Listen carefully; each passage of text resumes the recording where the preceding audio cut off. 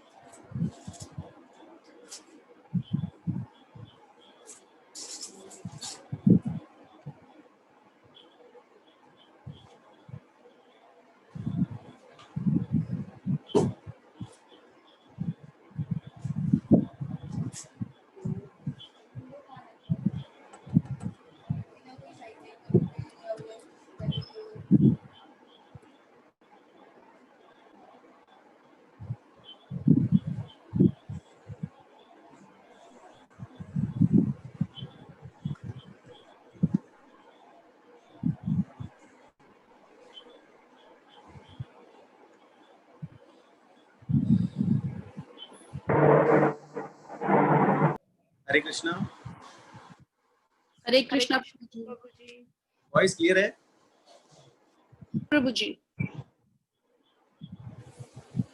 हरे Krishna. Krishna.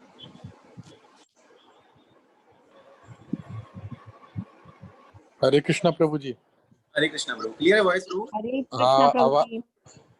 Clear है, लेकिन वो पीछे का लाइट आपके एकदम फेस पे पड़ रहा है प्रभु जी। आवाज कैसी है? आवाज क्लियर है पहले से कि है पहले जैसी है? हाँ, अभी दोनों चीज ठीक है। आवाज पहले से बेटर है कि पहले जैसी है? नहीं, ठीक है प्रभु जी, एकदम परफेक्ट है। परफेक्ट है ना? हाँ, इस बार उसमें कर रहा था आईपैड में, आप लोग ने जो दिया। नहीं ठीक है।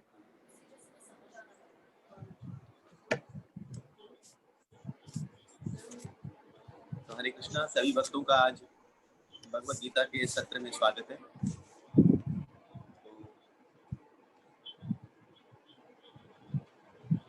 शुरू करें लाटू? हाँ। ओम अज्ञानतिमिरन्धस्य ज्ञानञ्जनाशलाकया चक्षुरं मिलितं येन तस्मै श्रीगुरुवे नमः। श्रीचैतन्यमनोभीष्टं स्थापितं येन भूतले स्वयं रूप कद्यामहं ददाति स्वपदान्तिकं।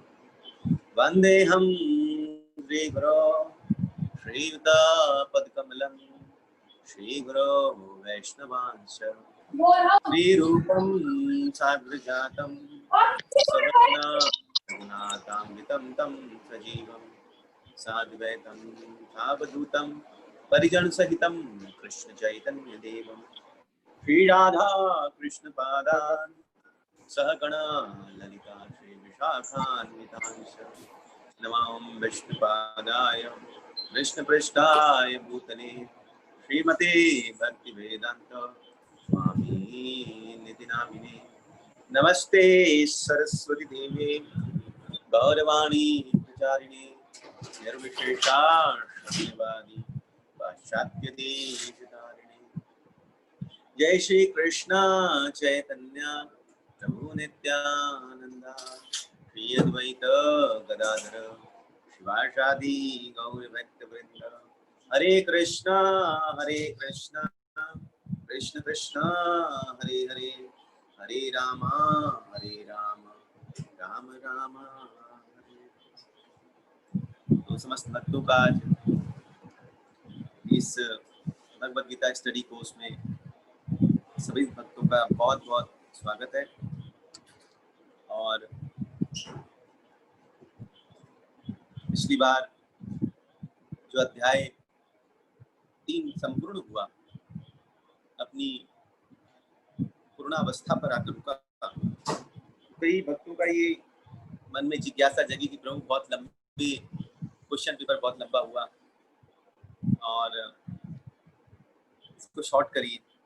तो मुझे 2 चीज लगी, ठीक है, आगे से मैं ध्यान रखूंगा क्वेश्चन पेपर शॉर्ट रहे, और दूसरा मुझे लगता है कि क्वेश्चन पेपर थोड़ा इजी रहे तो बेटर है आप लोगों के लिए, क्योंकि मुझे लगता है कि थोड़ा टफ पेपर हो जाता है तब उतने रेस्पॉन्स मेरे पास आते नहीं है, और जहाँ पेपर थोड़ा इजी होता है, जहाँ पर लगता है कि पेपर अच्छे से सॉल्व हो जाएगा, तो फिर रेस्पॉन्स अच्छे आने लग जाते हैं। तो ठीक है, मेरा केवल एक ही लक्ष्य रहता है जब मैं क्वेश्चंस बनाता हूँ या देता हूँ कि आपके पास वो उसको ग्रहण करने की, समझने की अंडरस्टैंडिंग पूरी उसके अंतर्गत में आपकी आ जाए। मार्क्स में पहले भी कहा और अभी भी कहता हूँ, मार्क्स बहुत इंपॉर्टेंट नहीं है, आपकी अंडरस्टैंडिंग इंपॉर्टेंट है, और आप अपने जीवन में उसको किस तरह लेकर के आते हो, दैट इज वेरी इंपॉर्टेंट। ये इंपॉर्टेंट नहीं है कि हमारे मार्क्स कितने अच्छे आते हैं, पर हाँ, इसका मतलब ये भी नहीं कि हम तैयारी ना करें, मार्क्स अच्छे हो, पर मार्क्स के पीछे भागना या फिर ये सोचना कि मेरे मार्क्स ज्यादा अच्छे आ गए हैं, then I am very happy, या मेरे मार्क्स खराब आ गए हैं तो नेक्स्ट टाइम से मैं एग्जाम ना दूं, ये दोनों विचारधारा खराब है। मार्क्स अच्छे हों या खराब हो, उससे कोई मैटर नहीं करता है, आपकी अंडरस्टैंडिंग इंपॉर्टेंट होती है कि आप कितना उस चीज को समझ रहे हो, उस चीज को ले रहे हो, दैट इज वेरी इंपॉर्टेंट। मेरी सबसे ये बहुत बहुत रिक्वेस्ट है, प्लीज रिक्वेस्ट कि इसमें इन्वॉल्व रहिए, श्रवण करिए, और करने के बाद एग्जाम दीजिए। ये आपको रिवीजन करवाता है। अगर मैं एग्जाम का सिस्टम बंद कर दूं तो क्या होगा, आज आप जो सुन रहे हैं, उसके बाद फिर आप उसको सुनने का प्रयास ही नहीं करेंगे, परंतु जहाँ एग्जाम होता है तो आपको मन करता है कि फिर उसको सुनना है, उसमें मुझे कुछ तैयारी करनी है, नोट्स तैयार करने हैं, और फिर एग्जाम भी जब होते हैं, इसके जो क्वेश्चन आंसर्स हैं, अगर इसको मैं बार बार कहता हूँ, इसी को अगर आप रख लेंगे तो आपकी सारी तैयारी अपने आप स्वतः ही हो जाएगी। ये मेरा था कि जस्ट थोड़ा सोचना। अब सोचिए, आपको क्वेश्चंस लंबे लग रहे हैं, मुझे बनाने में कितना समय लगा होगा, आपको तो खाली टिक टिक टिक टिक टिक टिक मारना है, मुझे तो वो क्वेश्चन सोचने हैं, फिर वो क्वेश्चन उसको पहले कॉपी में राइट डाउन करता हूँ, उसके बाद फिर उसको लेकर के बैठता हूँ, फिर उसको हिंदी में पूरा बोलने से छपता कुछ है, मैं क्या बोलता हूँ, फिर उसको वहां से उठाना, फिर सोचना कि क्या इसका अब राइट आंसर तो ये पता है, अब उसके अंदर फिर गलत आंसर निकालना सबसे टफ काम तो वो हो जाता है। इसका अर्थ ये है, समझ में आ गया, अब उसका उल्टा सीधा निकालना, और उसमें ये भी देखना कि आपको समझ में आए वो चीज, आप उसमें थोड़ा सा कंफ्यूज हो वैसे सवाल देना, तब चीज वो हो जाती है। माता जी ऊपर बैठी, नीचे नहीं, असल प्लीज रिक्वेस्ट है मेरी सबसे कि डोंट गो फॉर मार्क्स, अब तैयारी रखिए, आगे बढ़िए, और गीता ही है आगे लेकर के जाएंगे, बहुत अच्छे से समझ में आएगी, और मैं फास्ट भी चल रहा हूँ, तो ज्यादा समय नहीं लेकर के तो गीता के अंदर प्रवेश करते हैं। गीता का 4था अध्याय बहुत इंपॉर्टेंट अध्याय है, इसको भगवान ने नाम दिया है, ये है अध्याय जिसको कहा गया दिव्य ज्ञान। दिव्य ज्ञान मतलब ट्रांसेंडेंटल नॉलेज। और इस अध्याय के अंतर्गत में, जैसे पहले वाले अध्याय में, बहुत ध्यान से समझिएगा, जो प्रथम अध्याय में जो बात है वो कौन से, वो सेल्फिश कर्म की बात की। अर्जुन जो पहले अध्याय में अर्जुन ने केवल बात रखी, और अर्जुन ने जब बात रखी है तो सेल्फिश कर्म, मैं क्या करूं क्या नहीं करूं, मेरे लिए क्या सही है, मेरे हिसाब से ये सही है, जहां पर उसका अपना स्वार्थ दिखता था, उस कर्म को करने के लिए वो खड़ा हो रहा है, और जिसमें उसका स्वार्थ नहीं दिख रहा है उससे वो निकलने का प्रयास कर रहा है। तो पहला अध्याय जो है वो क्या है, स्वार्थपूर्ण कर्म पर आधारित, और जिसका भगवान ने निवारण 2 अध्यायों में किया है, दूसरा अध्याय और तीसरा अध्याय। और दूसरा और तीसरे अध्याय में इसलिए भगवान ने क्या किया है, सेल्फिश कर्म को निकाल करके क्या किया है, सेल्फलेस, यहाँ पर में निष्काम कर्म की भगवान ने बात करी है। वह कर्म जिसके अंदर कामना की निवृत्ति हो जाए, निष्कामता आ जाए, उस कर्म की बात भगवान ने दूसरे और तीसरे अध्याय। पर चौथे अध्याय में भगवान कौन सी बात करते हैं, चौथे अध्याय में भगवान बात कर रहे हैं कि इस कर्म के अंतर्गत में मोह की निवृत्ति किस प्रकार। दूसरा और तीसरे अध्याय में कर्म में कामना की निवृत्ति, बहुत ध्यान से समझिए। दूसरे और तीसरे अध्याय में भगवान बोलते हैं कर्म करो, पर कर्म में कामना नहीं। इसलिए भगवान बार बार तीसरे अध्याय में इस बात को रखते हैं, कामना से निकल। हे अर्जुन, लास्ट श्लोक में भगवान बोल रहे हैं कि अर्जुन इस काम रूपी दुर्जय शत्रु को जीत। काम रूपी दुर्जय शत्रु कहां से जीत? अपने कर्म के अंतर्गत जो तू कर्म करने का प्रयास कर रहा है, जो तू कर्म कर रहा है हर एक्शन में। और कर्म यही नहीं है कि जो तू कर रहा है, तेरे स्थूल सूक्ष्म कारण हर जगह कर्म पैदा हो रहा है। न ही कश्चित क्षण अपनी जातु तृष्ट कर्म करता। कोई ऐसा क्षण नहीं है कि तू कर्म नहीं कर रहा है, पर उस कर्म से क्या निकाल तू? हम बोलते उस कर्म से कामना को निकला, इस दुर्जय शत्रु को दूर। दूसरा और तीसरा अध्याय जो है ये कर्म से कामना की निवृत्ति सिखाता है, और चौथा जो अध्याय है ये कर्म के अंतर्गत में मोह की निवृत्ति। इस कर्म के अंतर्गत में जो मोह है, वो क्या है? वो किसको कहते हैं? पहले भी बताया था, मोह किसको कहते हैं? मोह क्या है? संबंध के प्रति आसक्ति। ठीक है, और कुछ कोई बताएगा? जूम में मोह का मतलब क्या है? राग, हरे कृष्णा। राग द्वेष। राग द्वेष, ठीक है। और कोई? राग द्वेष। मैं और मेरा। मैं और मेरा, ठीक है, करेक्ट। मोह, आपके अंदर में मोह है, कैसे पता चलेगा मोह हो गया है? हाँ, जब अपने आसक्ति के कारण। आसक्ति क्या है? सब चीजें बहुत बारीकी है। आसक्ति का मतलब क्या होता है?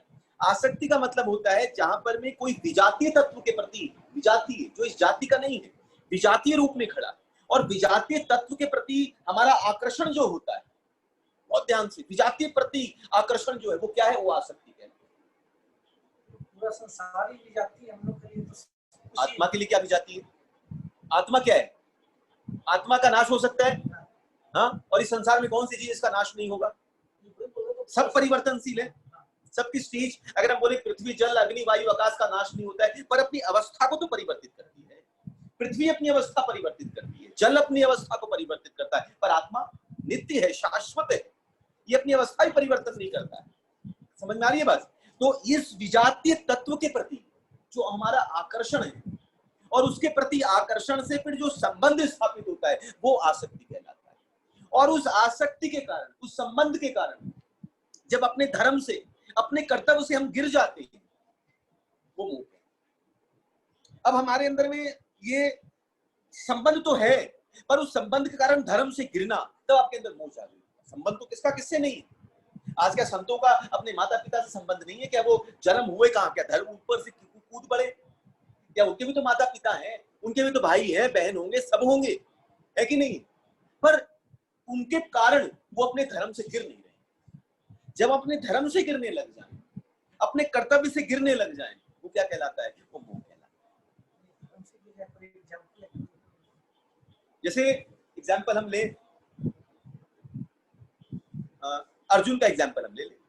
अर्जुन क्या हुआ? मोहित हो गया, मोहित हो रहा है। धृतराष्ट्र क्या है? मोहित हो गया। दो चीजें दोनों है, धृतराष्ट्र भी मोहित है और अर्जुन भी मोहित है। धृतराष्ट्र मोहित है, धृतराष्ट्र सम्मोहित है। अगर हम ऊंची भाषा में बात करें तो सम्मोहित है। जब अर्जुन ने जब भीष्म पितामह को देखा, द्रोणाचार्य को देखा, तब क्या था? क्या पहले से संबंध नहीं था क्या द्रोणाचार्य से? कि भीष्म पितामह से अभी कुरुक्षेत्र के मैदान में संबंध हुआ? कब संबंध है? पहले से संबंध है, जब से पैदा हुआ तब से संबंध है। तब से अपने पितामह की गोद में खेलता है, और पितामह उसको अति प्रिय है, और पितामह को वो सबसे ज्यादा प्रिय। द्रोणाचार्य का प्रिय शिष्य अर्जुन, और अर्जुन को अति प्रिय है द्रोणाचार्य। दोनों है, संबंध है। पर उस वक्त कोई नहीं बोल सकता है कि अर्जुन द्रोणाचार्य से या फिर अर्जुन मोहित है। नहीं बोला। मोहित कब हुआ? जब कुरुक्षेत्र के मैदान में खड़ा हुआ, भगवान ने सेना उभयोर मध्य जब खड़ा किया है, तब मोह जागृत किया है। मोह जागृत करना मतलब अब वो द्रोणाचार्य और भीष्म पितामह को देख करके अपने कर्तव्य से गिर रहा है, अपने क्षत्रिय धर्म से गिर रहा है, और अपने धनुष बाण को, गांडीव को नीचे रख दिया है। ये रखना ही क्या हो गया? उसका मोह का जागृत होने का लक्षण दिखा दिया कि ये अब मोहित। हम संसार में हैं, हम फैमिली में हैं, और उसी फैमिली के कारण जब हम पता है सामने वाला ये व्यक्ति सही है, और ये मेरे परिवार वाला ये जो व्यक्ति है, ये मेरा पत्नी है या बच्चे हैं या पति है, कोई भी है, ये गलत है, पर फिर भी हम उनके पक्ष में खड़े हैं, तब हम धर्म से जुड़ रहे हैं। दैट इज, यही है मोहित होना। अपने संबंधों के प्रति इतने मोहित हो गए कि धर्म का परित्याग कर करके यही भगवान शिक्षा देना चाहते हैं। भीष्म पितामह की गलती कहीं नहीं है। भीष्म पितामह ने क्या गलती करी, क्या गलती किया था? कुछ गलती नहीं की, बस गलती केवल इतनी थी कि धर्म की तरफ छोड़ करके अधर्म की तरफ आकर के खड़े हो गए। अगर अधर्म की तरफ आप खड़े भी हो जाते हो तो आप भी उतने ही बड़े अधर्मी हो जाते हैं। ये भगवान उपदेश देना चाहते हैं। इससे भगवान क्या करना चाहते हैं? धर्म संस्था, पहली संस्था स्थापित करने वाले भगवान ही। हम बोलते हैं कौन, किसने संस्था स्टार्ट करी? भगवान ने धर्म संस्था बना दिया। मैं धर्म की संस्था स्थापित करता हूँ, ट्रस्ट मैंने बनाया, पहला ट्रस्ट बनाने वाला, पहली संस्था, पहला आश्रम बनाने वाला मैं हूँ। और वो क्या है? बोला धर्म की धर्म संस्था है मेरी, जहां पर धर्म पनपता है, धर्म वृद्धि करता है। ये धर्म धर्म संस्थापनार्थाय संभवामि, ये आगे आएगा इसी के अंतर्गत। चौथी अध्याय जनरल भाषा में आज मान लीजिए कोई गलती करके किसी से माताबाती कर रही है, मेरे को पता है ये सही नहीं है, लेकिन जनरल लॉजिक में क्या होता है कि उस समय इसके फाइट साथ में फाइट करता हूँ, बाद में इसको समझाता हूँ कि तुम गलती गलत करी। है, गलत है, गलत हो जाए, एकदम गलत है। उस वक्त अगर आप उनकी तरफ खड़े हो कि उनको गलत बता रहे हैं, हाँ, गलत, एकदम गलत। यही इंपॉर्टेंट होना चाहिए कि आप जहाँ ये तो मोहित है, बाद में आप समझाओ, ठीक है, बाद में समझा रहे हो, बेटर है, हाँ। पर बेस्ट पोजीशन क्या है? मोहित होना क्या है? यही मोहित होना है कि हम उस वक्त कुछ नहीं बोल पा रहे क्योंकि मेरी पत्नी है, मेरे बच्चे हैं, हम कैसे उनके अगेंस्ट हैं? यही तो हो गया गलत ना, कि सारे इधर खड़े हो गए, सारे इधर खड़े हो, गलत की तरफ खड़ा होना ही गलत का निर्देश। तो ये हमको ध्यान रखना चाहिए। यही मोह का रूप धारण होता है, बहुत इंपॉर्टेंट। तो यहाँ पर इस अध्याय में भगवान क्या बताते हैं? कर्म से मोह की निवृत्ति किस प्रकार हो सकती है।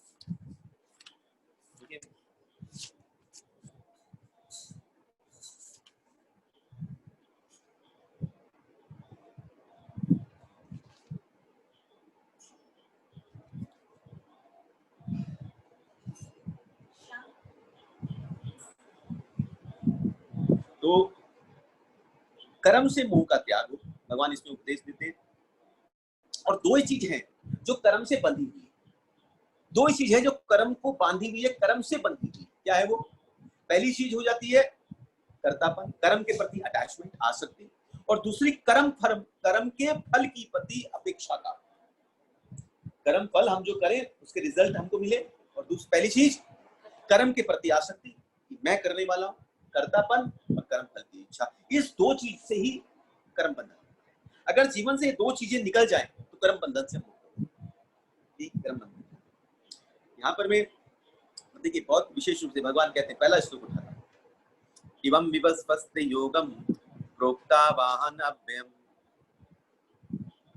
विवस्वान मन्वे प्राह मनु इक्ष्वाकये अप्रवितः। भगवान कहते हैं, भगवान श्री कृष्ण ने कहा, मैंने इस अमर विद्या का उपदेश सूर्यदेव विवस्वान को दिया, और विवस्वान ने मनुष्यों के पिता मनु को उपदेश दिया, और मनु ने इसका उपदेश इक्ष्वाकु। बहुत ध्यान से सुनिए, यहाँ पर भी भगवान बोलते हैं इस अमर विद्या का उपयोग, इस अमर विद्या, इवं विवस्वस्त योगम, योगम योग मतलब जो ज्ञान, बहुत इंपॉर्टेंट है। इस विद्या का ज्ञान, इस योग विद्या का ज्ञान, ये योग विद्या है क्या? कौन सी विद्या? ये क्या है? तो इसको थोड़ा समझना चाहिए। ये क्या भगवान बता रहे हैं? इस ज्ञान का उपदेश नहीं। तो जीवन में जब हम अज्ञान में होते हैं, बहुत ध्यान से समझिए, अज्ञान में होते हैं तो अज्ञान हमको कहां की तरफ लेकर के जाता है? अंधकार। अंधकार से क्या होगा? जैसे जीवन में अज्ञान आएगा, संसारिक अज्ञान, जैसे अज्ञान पैदा हुआ, हमारे अंदर में एक चीज पैदा करता है, दैट इज रॉन्ग बिलीफ।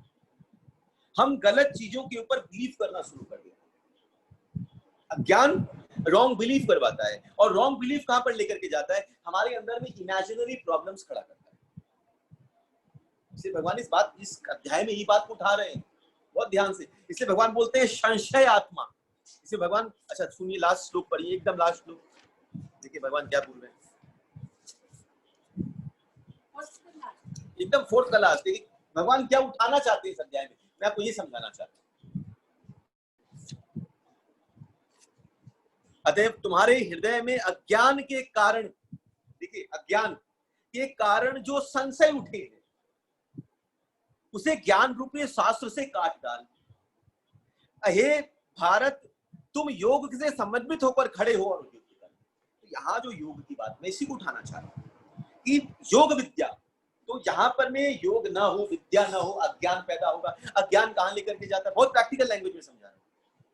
अज्ञान कहाँ लेकर के जाएगा हमको? रॉन्ग बिलीफ की तरफ। हम गलत चीजों के ऊपर विश्वास करना शुरू करेंगे, और जब गलत चीजों के प्रति विश्वास करेंगे क्या कहाँ लेकर के जाएगा हमको? इमेजिनरी प्रॉब्लम, कल्पना में हम प्रॉब्लम्स खड़े करते हैं।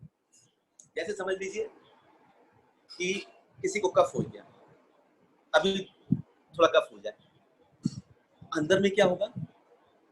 अज्ञान है, हमको तो ज्ञान नहीं है। हमारे अंदर बिलीफ क्या पैदा होगा? हमको कोरोना हो गया, देखिए रॉन्ग बिलीफ पैदा हुआ, और उसी के टेंशन में हम आ जाते हैं। और उसी में टेंशन में आकर के हम क्या करेंगे? इस रॉन्ग बिलीफ को ले जाकर के कहाँ करेंगे? डॉक्टर के पास जाएंगे, और फिर लगेगा डॉक्टर तुरंत बोलेगा कोरोना टेस्ट कराओ और ये कराओ, तुरंत हॉस्पिटलाइज होंगे, और क्या क्या इमेजिन करेंगे, हॉस्पिटल का बेड कैसा होगा, हम वहाँ कैसे रहेंगे, 15 दिन का कोरोना, उसके बाद पता नहीं जीवित रहेंगे, वेंटिलेटर, और पता नहीं क्या क्या सोच लेंगे। सोच करके देखिए, अगर आपको 4 बार खांसी हो जाए, गला थोड़ा सा वैसा हो जाए, कफ हो जाए, तो क्या लगेगा? कोरोना दिमाग में आएगा। कोरोना दिमाग में आते क्या लगेगा? हॉस्पिटल का बेड दिखाई देगा, क्या दशा होगी वो याद आएगा, कितने लोग मर गए, हमारी दशा। ये क्या आपको एक अज्ञान आपको कहां लेकर के जा रहा है? एक बिलीफ की तरफ, और बिलीफ कहां लेकर के जा रहा है? आपको इमेजिनेशन की तरफ लेकर के। बात को ध्यान से। पर जैसे आप डॉक्टर के पास गए, डॉक्टर ने देखा, डॉक्टर ने बोला आपको ये जो कफ हुआ है ना, जो गले में खराश है, ये आपके कफ के कारण नहीं है, बल्कि आपके अजीर्ण जो हुआ है, पेट खराब है, पेट के कारण गले में गड़बड़ी। पेट के कारण गले में गड़बड़ी कैसी हो सकती है? अजीर्ण भी जब होता है तो गला खराश होती है, तो उसने तुरंत दवाई ली थी, और जब दवाई ली तो जैसे ही दवाई अंदर गई, क्या हुआ? दवाई अंदर गई, और उसका जैसे ही गला ठीक हुआ, तब उसको विश्वास हो गया, हाँ भाई मेरा जो गला था, इसका इलाज, इसका जो कारण था, कारण ये नहीं था, कारण कोरोना नहीं था, कारण क्या था? मेरा पेट का अजीर्ण होना। हाँ कि ना? तो जहां पर में अज्ञान है, वो कहां लेकर के जा रहा है? Wrong belief. रॉन्ग बिलीफ कहां लेकर के जा रही है? Imaginary problem. और इमेजिनरी जो प्रॉब्लम है, ये अंदर की है, और अंदर की प्रॉब्लम का निवारण कभी बाहर से नहीं हो सकता। अब मन જોઈ શકે લોકો बहुत ध्यान से बारीकी से सुनिए। अंदर की जब प्रॉब्लम होगी, उसका इलाज बाहर से नहीं हो सकता है, उसका इलाज अंदर से ही। इमेजिनेशन कहाँ हो सकती है? कल्पना कहाँ होती है? कल्पना अंदर होती है, तो इलाज कहाँ होगा? इसका इलाज अंदर से होता है। तो व्हाट इज द कॉज? अज्ञान, हमारे जीवन का, इस सफरिंग का, जो हमारे जीवन में जो सफरिंग है, जितनी भी प्रॉब्लम्स है जो हम सफर कर रहे हैं, इस सफर का कारण क्या है? Ignorance, false ego. That is ignorance. किसको कहेंगे? फॉल्स ईगो को कहेंगे। पर जड़ किसको कहेंगे? अज्ञान। और अज्ञान का निवारण क्या है? मेडिसिन क्या है? ज्ञान। इसे भगवान कह रहे हैं ज्ञान रूपी शस्त्र। तो भगवान यहाँ जो ज्ञान की बात कर रहे हैं, ज्ञान योगम, ज्ञान को तू प्राप्त करवा, ज्ञान को तू ग्रहण कर। तो ये कौन सी ज्ञान की बात कर रहे हैं? इस ज्ञान की बात, जो हमारे अंदर इस अज्ञान को काट दे, इस अज्ञान को, रॉन्ग बिलीफ को निकाल दे, इग्नोरेंस को निकाल दे, और हमारे जीवन में सही धारणा को, चेतना रूपी ज्ञान को पैदा करे। जैसे एक और एग्जांपल से अगर मैं आपको समझाऊं, एक आदमी था, वो रास्ते से वो जा रहा था कहीं से, और अंधेरा था बहुत, और अंधेरा था, चलते हुए दिखा कि तभी उसको एक ठोकर लगी। वो ठोकर लगी, पीछे मुड़ के देखा तो ऐसा गोल सा कुछ था, उसे लगा, और उसमें रस्सी में से क्या हो गया? कुछ एक लकड़ी की फांस निकली और उसके पांव को छू दी और उसको चूका। अब उसको क्या बिलीव हो गया? लगता है सर्प ने काट लिया, बहुत बड़ा सांप है, इतना बड़ा सांप पूरा एकदम बांध के बैठा है और मेरे को डस लिया। और जैसे ये अगर बिलीव हुआ कि ये, पहली बात अज्ञान, बात को ध्यान से समझिए, अज्ञान, रॉन्ग बिलीव हो गया कि मुझे काट लिया। अब क्या लगेगा? अब इमेजिनेशन, इमेजिनरी सफरिंग क्या होगा? अपने आप सोचेगा, अंदर लगता है जहर फैल रहा है, फिर सांसें ऊंची नीची हो रही है, हाँ? और इसी सोच में क्या होगा? पसीने छूट जाएंगे, छूटेंगे कि नहीं छूटेंगे? हाथ पैर कांपने लग जाएंगे। तभी वहां से एक व्यक्ति, उसका मित्र चला रहा, और वो देखे उसके हाथ में एक टॉर्च, उसने देखा, और उसने देखा अपने मित्र की दशा, समझ गया कि कुछ गड़बड़ है। उसे तुरंत टॉर्च चालू किया और उस रस्सी की तरफ दिखाया। तुरंत उसने देखा जैसे ही रस्सी है, क्या होगा? नॉर्मल कब होगा? जैसे ही उसका इग्नोरेंस गिर जाएगा। इग्नोरेंस को गिराया किसने? उस प्रकाश। बहुत ध्यान से, प्रकाश जहां आ जाता है, प्रकाश क्या करता है? उस अज्ञान का नाश करता है। अज्ञान को निकाल के फेंक दिया, और जैसे अज्ञान जीवन में निकला, उसका बिलीफ क्या हो गया? उसका रॉन्ग बिलीफ निकल गया, और वो रियलिटी पे आ गया कि ये सर्प नहीं है, ये क्या है? ये तो एक रस्सी है, बड़ी सी रस्सी पड़ी हुई, और जो छुआ किसने छुआ? देखा फांस नहीं छुआ। तब उसका क्या होगा? अंदर में लगेगा उसको कि मेरे अंदर जहर फैल रहा है, कि मेरी सांसें ऊपर नीचे हो रही है। Everything is normal.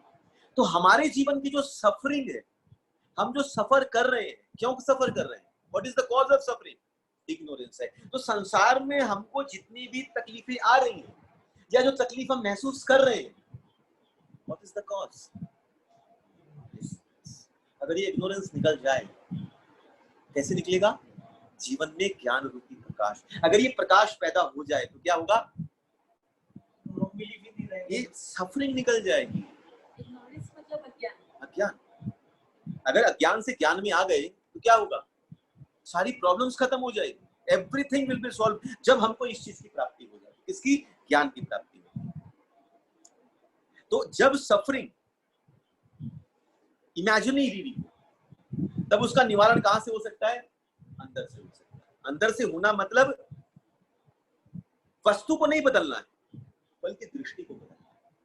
संतगण कहते हैं सृष्टि नहीं बदलने का प्रयास करो, बल्कि दृष्टि बदलने का प्रयास करो। हम क्या करते हैं? वस्तु को बदलने का प्रयास करते हैं। हमारे जीवन में ये प्रॉब्लम्स आ गई, इसको हटा दो, ये ले लो, ये हटा दो, ये ले लो, ये है ये, माने अपनी वस्तुओं को चेंज करने का प्रयास करते हैं। वस्तुओं को चेंज करने से सफरिंग नहीं होती। सफरिंग जो जाती है वो दृष्टि को चेंज करने से जाती है, और दृष्टि कौन चेंज करता है? ज्ञान। मंगलाचरण में ओम अज्ञानतिमिरन्धस्य ज्ञानंजन शलाकया चक्षुरुन्मीलितं येन तस्मै श्री गुरुवे नमः। इसलिए भगवान ने इसमें आगे में बात भी करी है। तद विधि प्रणिपातेन परिपर्शेन सेवया उपदक्षन्ति ते ज्ञानम ज्ञानिनास तत्त्वदर्शी। तब गुरु की चर्चा भी। बहुत इंपॉर्टेंट अध्याय है ये। इसको दिव्य ज्ञान, ट्रांसेंडेंटल नॉलेज जिसको कहते हैं। अब आगे चलते हैं। नॉलेज दो तरह का होता है। एक होता है सापेक्ष ज्ञान, एक होता है पूर्ण ज्ञान। सापेक्ष ज्ञान मतलब होता है रिलेटिव नॉलेज, और पूर्ण ज्ञान मतलब होता है एब्सोल्यूट नॉलेज। तो सापेक्ष ज्ञान किसको कहते हैं? माने जो ज्ञान किसी चीज पर अपेक्षित हो। अपेक्षित हो मतलब निर्भर करता हो, माने आश्रित हो, मतलब आपको जितनी रिक्वायर्ड है, जितनी जरूरत है, उतना ज्ञान लेकर के आप संतुष्टता को व्याप्त करो। That is called relative knowledge, सापेक्ष ज्ञान। जैसे समझ लीजिए कि आपकी स्थिति शारीरिक स्तर पर आपकी स्थिति शरीर पर केवल आधारित है। तो जो जब शरीर का ज्ञान मिल जाएगा, आपको संतुष्टि मिल जाएगी। बहुत ध्यान से, जब तक आप शरीर पर आधारित है और शरीर का ज्ञान मिला, यू आर सेटिस्फाइड। आप मानसिक स्थिति पर बैठे, किसी ने मानसिक ज्ञान दे दिया, आपको संतुष्टि मिल। एक बौद्धिक स्तर पे बैठा है, उसको बौद्धिक स्तर का ज्ञान मिल गया, उसको संतुष्टि मिल जाए। तो ये जो ज्ञान है, तो क्या कहा जाता है? अपेक्षित ज्ञान, सापेक्ष ज्ञान, जो किसी चीज के ऊपर में निर्भर करता है, जो डिपेंड करता है सिचुएशन, सर्कमस्टेंसेस पर, उसको बोला जाता है सापेक्ष ज्ञान या रिलेटिव नॉलेज। और दूसरा जो ज्ञान होता है, इसको कहा जाता है पूर्ण ज्ञान। पूर्ण ज्ञान मतलब जो इंडिपेंडेंट है, जो स्वतंत्र है, जो परमानेंट है, जो पूर्णता है, जिसके अंदर में और कोई चीज की जरूरत नहीं है, निर्भरता नहीं है, और जो जीवन में प्रकाश लेकर के आता है। बहुत इंपॉर्टेंट शब्द है, जो जीवन में प्रकाश लेकर के आता है, वो जो ज्ञान है वो पूर्ण ज्ञान है। तो भगवान जो यहाँ पर मैं बात कर रहे हैं, मैं वहीं घूम करके आ रहा हूँ, जो प्रकाश लेकर के आए। तो भगवान यहाँ जो कहते हैं, मैंने इस अमर योग विद्या का जो उपदेश किया, तो ये जो योग विद्या है, अमर योग विद्या, ये कौन सी है? ये वो एब्सोल्यूट नॉलेज, एब्सोल्यूट नॉलेज। अच्छा, हमने समझ गया कि भाई इस सफरिंग का, वापस आ जाइए थोड़ा सा, अज्ञान, ignorance, wrong belief, imaginary suffering, ये जितनी भी चीजें हैं, इसका नाश, इसका जड़ क्या है? इग्नोरेंस। इग्नोरेंस का नाश कैसे होगा? ज्ञान। कौन से ज्ञान से? एब्सोल्यूट की आपका relative, absolute. What is absolute knowledge? जो जीवन में प्रकाश देता है, जो जीवन में प्रकाश दे दे। क्लियर हो गई बात? अब दूसरी बात आ जाती है कि इस ज्ञान को देने वाला कौन है, इस ज्ञान को देगा कौन, कौन देगा इस ज्ञान, कौन देने वाला है इस ज्ञान को? तो भगवान कहते हैं मैंने, मतलब भगवान आकर के इस प्रकाश को जीवन में फैलाया। इसलिए कृष्णम वंदे जगत गुरु, इसलिए प्रथम जो प्रकाश देने वाले हैं, प्रथम ज्ञान को देने वाले जो है वो कृष्ण है। इसलिए आप देखेंगे जितनी भी परंपराएं हैं उनका जो मूल है, आधार है, वो कौन है कि नहीं? आप चार संप्रदाय कोई भी संप्रदाय पकड़िए, जिसका आधार कौन है? कृष्ण है। आप रुद्र संप्रदाय पकड़िए, आप निम्बार्क संप्रदाय पकड़िए, आज आप गौड़िया वैष्णव संप्रदाय पकड़िए, आज आप जो भी श्री संप्रदाय पकड़िए, जो संप्रदाय को पकड़ते हैं उसका जो बेस कौन है, ऊपर कौन बैठा है? क्यों कृष्ण बैठे हैं? क्योंकि कृष्ण बोलते हैं इसको देने वाला है। इसलिए भगवान यहाँ इस बात को, इसलिए इस बात को मैंने इतना उठा करके समझाने का प्रयास किया। इस अमर विद्या का, कौन सी अमर विद्या? Absolute knowledge. इसलिए ये जो ज्ञान है गीता का ज्ञान, क्या है ये? दैट इज एब्सोल्यूट, पूर्ण ज्ञान। इसलिए गीता का जो ज्ञान है वो पूर्ण ज्ञान है, जो भगवान ने स्वयं इसको हमको दिया है, जो जीवन में वो प्रकाश लेकर के आता है। और जब प्रकाश लेकर के आता है तो क्या होता है? हमारे जीवन से अंधकार, और अंधकार निकलने से क्या होता है? दो चीजें होती हैं। अंधकार निकलेगा तो क्या होगा? अंधकार रहेगा तो क्या होगा? अंधकार रहेगा तो क्या होगा? गलत रहेगा तो क्या होगा? एक दूसरा अंधकार रहेगा तो क्या होगा? भय। हम लोग हर चीज को गलत ढंग से सोचेंगे, गलत ढंग से सोचेंगे और भय लगेगा। पहली चीज, हरे कृष्णा, पहली चीज गलत ढंग से वस्तु के बारे में सोचना, और दूसरी चीज हो जाएगी अंदर भय का पैदा। आपको कमरे में अंधेरा कर दिया जाए और आप घुसो, अब पहली बार आए हो, कैसा लगेगा? मुझे कहां पर में क्या है पता ही नहीं। आप कदम भी रखोगे तो डरोगे, भय लगेगा, कहीं ठोकर ना लग जाए, चोट भी लग जाए, और भीड़ भी जाओगे, चोट भी लगेगी, भय भी, और वस्तु को देख भी नहीं पा रहे, और दृष्टि में भी कहाँ क्या है, एक इमेजिनेशन सफरिंग। यहाँ पाँव रखूंगा तो चोट आ जाएगा, पहले हाथ, कभी पाँव, समझ में नहीं आएगा मैं क्या करूं क्या ना करूं। This is called suffering. पर वैसे ही वहां एक प्रकाश चल जाए फिर क्या होगा? सारी वस्तु दिखेगी, और दूसरी चीज क्या हो जाएगी? भय निकल जाएगा। And you know the truth, that is, ये प्रकाश जो है वो एब्सोल्यूट दिखाता है। जब प्रकाश नहीं हो तो आपको वो एब्सोल्यूट चीजें नहीं दिखा पाता, रियलिटी नहीं दिखा पाता है, जो एज इट इज है वो चीजें नहीं दिख पाती है। फिर आप जिस सोफा से ठोकर खा रहे थे, अब उसी सोफा में आराम से बैठ सकते हैं। अब यही, जब अंदर प्रकाश जागृत होता है तो क्या होता है? जब ये ज्ञान जागृत होगा, अंदर में मन परेशान कर रहा था, बुद्धि परेशान कर रही थी, अहंकार तकलीफ दे रहा था, काम क्रोध लोभ मोह इतनी परेशानी पीड़ा दे रहे थे, देते हैं कि नहीं देते? पर अंदर ये प्रकाश जग जाए तो क्या होगा? अब इसी क्रोध के ऊपर आराम से बैठो, क्यों नहीं बैठो? ये क्योंकि आप उसको यूज करना जानते हो। कैसे कर पाओगे? इसका इसमें क्या है, कैसे है, आप इसको समझ पाओगे। काम क्रोध लोभ नहीं निकलेंगे। बहुत ध्यान से समझ लीजिए इस बात। कोई सोचे कि मेरे अंदर ज्ञान आ जाए तो मेरे अंदर से काम निकल जाए, मेरे अंदर से क्रोध निकल जाए, मेरे अंदर से राग द्वेष निकल जाए, मेरे अंदर से महाराज जी अहंकार निकल जाए, मेरे अंदर से मेरी बौद्धिकता निकल जाए, अनुकूलता प्रतिकूलता निकल जाए, क्या निकलेगी? क्या ये नहीं निकलती है। ये तो वही है, ये तो उनका आसन है, ये वही रहते हैं। जैसे इस घर के अंदर आप जाओगे तो सोफा है, टेबल है, चेयर, बाकी जो चीजें वो वही है।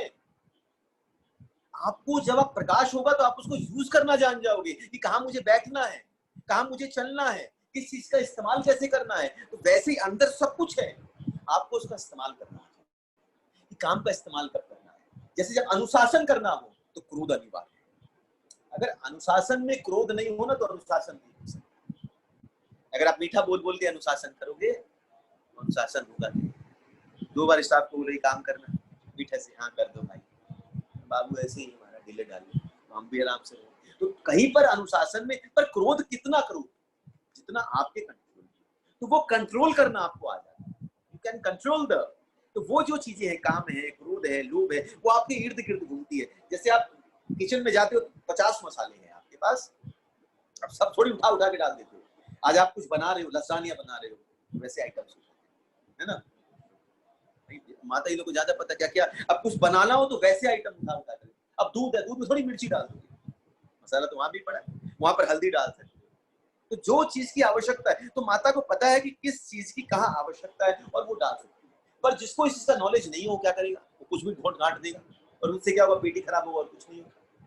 तो वैसे ही अंदर की स्थिति जब जागृत हो जाती है, अंदर प्रकाश हो जाता है, तब क्या होता है, हम अंदर देख पाते हैं। और इस काम, क्रोध, लोभ, मोह जितनी भी चीजें पड़ी है, उसका समय आने पर सही इस्तेमाल होता है, फिर वापस उसको उठा करके वहीं पर रखते हैं। भगवान ये बात समझाना, यही योग है, यही भगवान बोलते हैं ये योगन है। कैसे इससे हम जुड़ सकते हैं, कैसे इस वस्तुओं को अपने से जुड़ा करके अपने जीवन के कर्म को कर सकते हैं, इनसे मोहित हुए बिना, इससे आसक्त हुए बिना हम कैसे कर्म से निवृत्त होकर के, कर्म बंधन से निवृत्त होकर के हम जीवन में आगे बढ़ सकते हैं। क्लियर हो रही है बात? कोई प्रश्न है किसी का? कोई पूछना चाहे तो पूछ सकता है।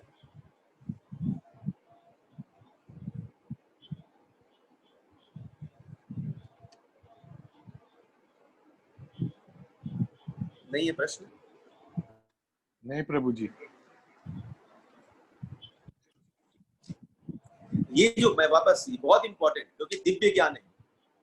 दिव्य ज्ञान मतलब एब्सोल्यूट नॉलेज, पूर्ण ज्ञान, जो किसी पर आधारित नहीं है और जो जीवन में प्रकाश देता है। वो आपकी इच्छाओं के अनुसार ज्ञान देता है। That is relative knowledge. आपको आज ये चाहिए, आपने वो ज्ञान ले लिया, दैट इज रिलेटिव नॉलेज। आज आपको कढ़ी बनानी, आपने कढ़ी का ज्ञान लिया और कढ़ी बनाने अनुसार आपने जो ज्ञान लिया, वो ज्ञान नहीं, निर्भरता नहीं, वो ज्ञान जो पूर्ण रूपेण प्रकाशित है, जब आपके जीवन में आएगा तो आपको प्रकाशित करेगा, आपके अंदर की चीजों को दिखा देगा कि हम कहां कहां किस किस चीजों में फंसे हैं। प्रकाश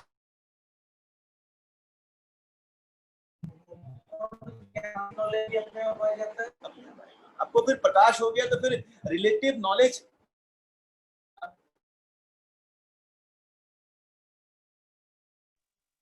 सुनाई नहीं दे रहा प्रभु?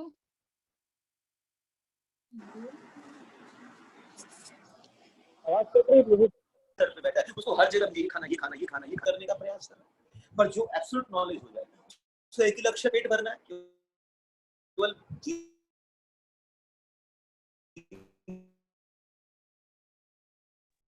हरे कृष्ण प्रभु जी। प्रभु जी आवाज हरे कर रही?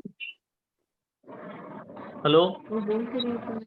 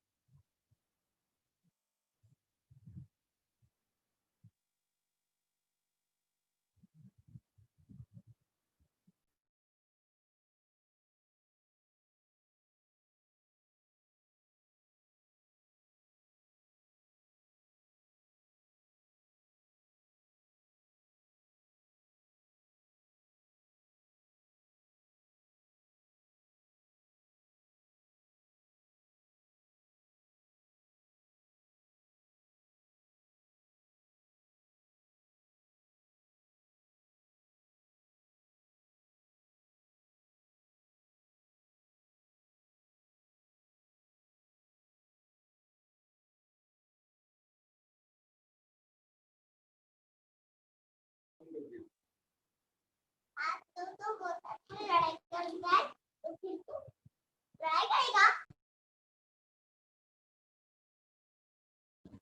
अरे ये ले।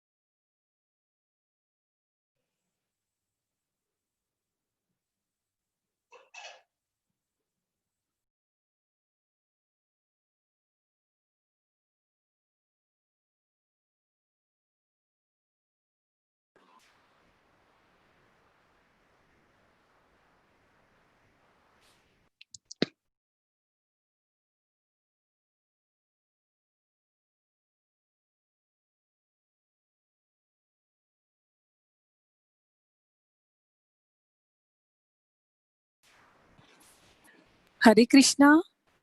मच्छर सिंह,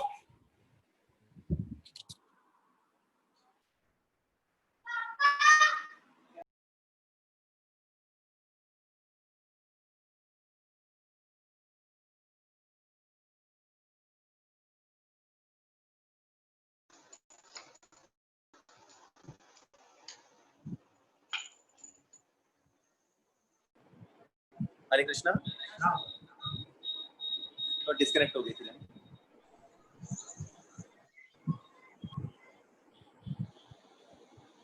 ये है पूर्ण ज्ञान।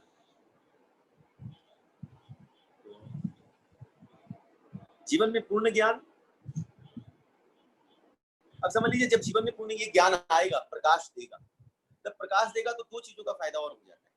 अब समझ लीजिए वही व्यक्ति मैं एग्जांपल से समझा रहा था जो रस्सी को देखा और सर्प का भ्रम हुआ और सब भर में आ गया, पर उसके हाथ में अगर टॉर्च लेकर के वो चल रहा हो और अचानक आगे बढ़ रहा हो और आगे बढ़ा, तभी उसने देखा सामने वैसे कोई रस्सी का कुछ पड़ा हुआ था, उसे वापस भ्रम हुआ, तभी टॉर्च मारा, क्या दिखाई दिया? रस्सी है। एकदम आराम से निकल गया, कुछ नहीं। तीसरे दिन फिर गया और इस बार फिर गया, फिर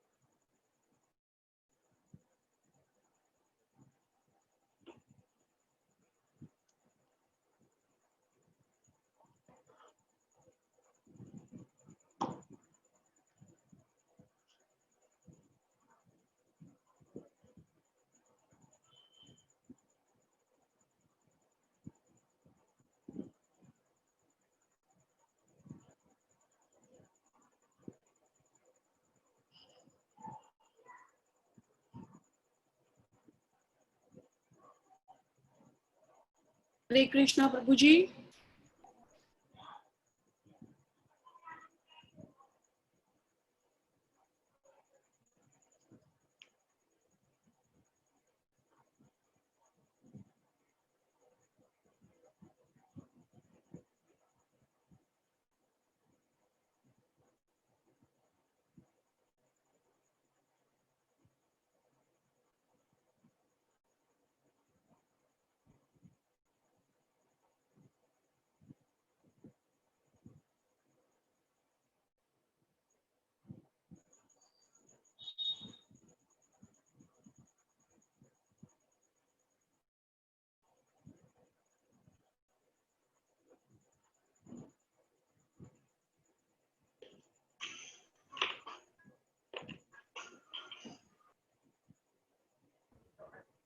हरे कृष्णा प्रभु जी।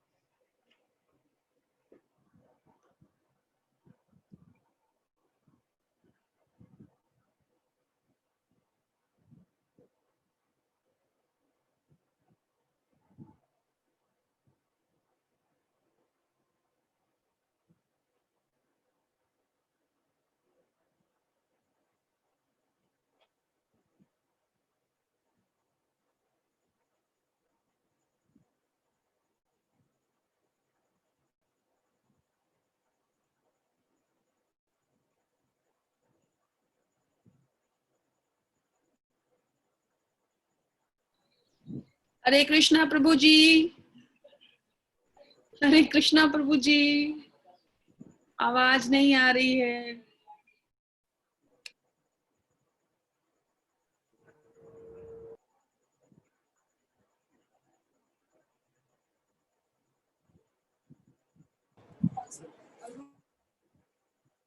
हरे कृष्णा।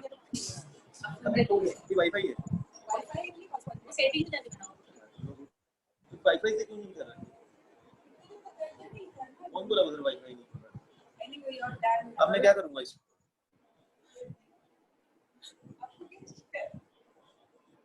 क्लास में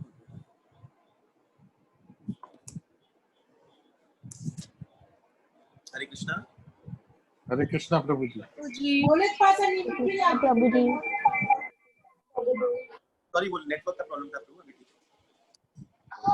ये भगवान ज्ञान की बात करते हैं। एवं विवस्वस्त योगम प्रोक्ता वाहन विद्यम विवस्वान मनवे प्राहा मनु इक्ष्वाकुए अभ्यर्थम। भगवान ने कहा ये ज्ञान मैंने किसको दिया? सबसे पहले विवस्वान मतलब सूर्यदेव विवस्वान को प्राप्त करवाया। सूर्यदेव ने ज्ञान किसको दिया?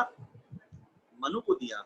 और मनु ने इक्ष्वाकु जो भगवान राम के हैं उनको दिया। मतलब ये जो एब्सोल्यूट नॉलेज है, ये जो अमर विद्या है, जो गीता का उपदेश है, जो भगवान का, तो खाली गीता ही नहीं है, गीता है, भागवत है, जो शास्त्रिक प्रमाण है, ये कब से है?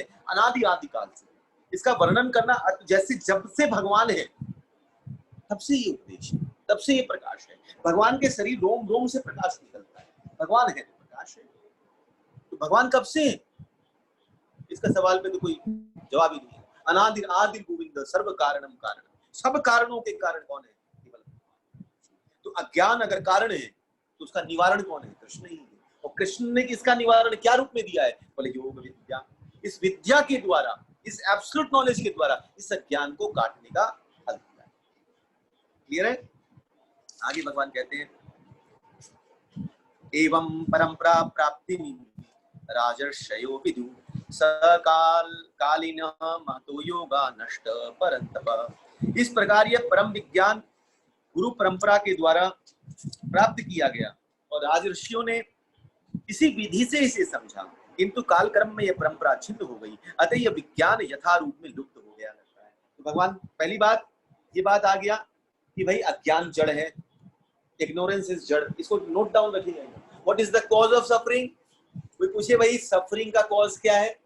अज्ञान। अच्छा, फिर अज्ञान से क्यों सफरिंग होती है? क्योंकि रॉन्ग बिलीफ होता है, और रॉन्ग बिलीफ के कारण क्या होता है? क्या होता है? Imaginary suffering. हम ज्यादा सफर नहीं करते, ज्यादा इमेजिनेशन में सफर करते हैं। और इस इमेजिनरी सफरिंग का इलाज क्या है? प्रकाश। और ये प्रकाश क्या है? That is not relative knowledge, body का नॉलेज नहीं है, सांसारिक नॉलेज नहीं है, मटेरियल नॉलेज नहीं है, ये स्पिरिचुअल नॉलेज है। स्पिरिचुअल नॉलेज है जो प्रकाश देता है। बाकी जो नॉलेज है, अब देखिए, अच्छा ऐसे लिखिए आप, अब स्कूल की जब पढ़ाई करते हैं, कॉलेज की पढ़ाई करते हैं, यूनिवर्सिटी की पढ़ाई करते हैं, तो आप क्या होता है? रिलेटिव पढ़ाई करते हैं, आपका स्ट्रीम चेंज हो जाता है। इसके बाद ये आप क्या लोगे? अच्छा, हम पहली बात, हम जब स्कूल में पढ़ते थे कि कैसे कैसे पढ़ता है, हम जब तक क्लास 5 तक है तब तक हम पूर्ण रूप में नॉलेज लेने का प्रयास करते हैं, सारा सब्जेक्ट एक साथ है।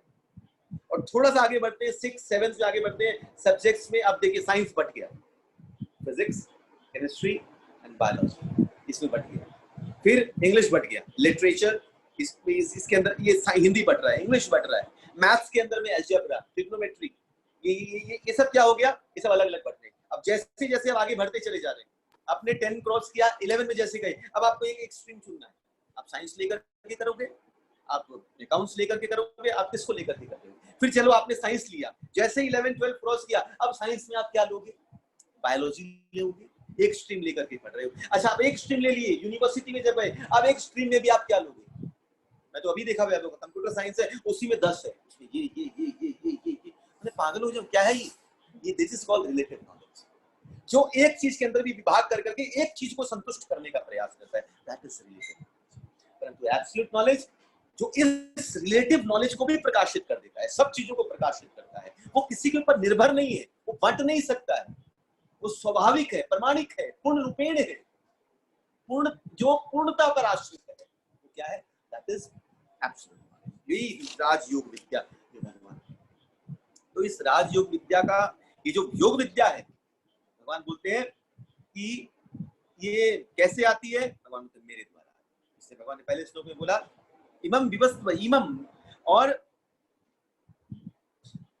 योगम प्रोक्तवाहम प्रोक्त अहम, मेरे द्वारा, मैंने इसका दिया।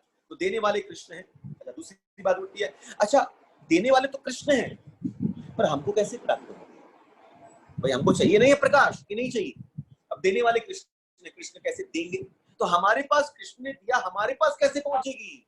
तो भगवान ने दूसरा श्लोक बोला है एवं परंपरा, कि ये जो एवं परंपरा प्राप्ति, ये प्राप्त कैसे होगी? बोले गुरु परंपरा के द्वारा प्राप्त होगी। बहुत गंभीरता से समझिएगा। जैसे समुद्र होता है, अब समुद्र में कितना जल है? कोई गणना है क्या? कोई नाप सकता है समुद्र में कितना जल है? इतना जल होने के बावजूद भी समुद्र जल पीता चला जाए, और जो जल पी रहा है वो भी समुद्र के द्वारा ही दिया गया है। समझिएगा बात। जैसे समुद्र में ताप पड़ा, जल भाप बना, ऊपर गया, ऊपर जाने के बाद ठंडक मिलने के कारण बादलों के द्वारा वर्षा या बरस करके क्या हो गया? हिम के रूप में व्याप्त हो गया, बर्फ के रूप में व्याप्त हो गया। ये तो जो आप पढ़ते ही सारा सब कुछ साइंस के अंदर में, और उसके अंदर में कैसे कैसे काम करता है ये सारा।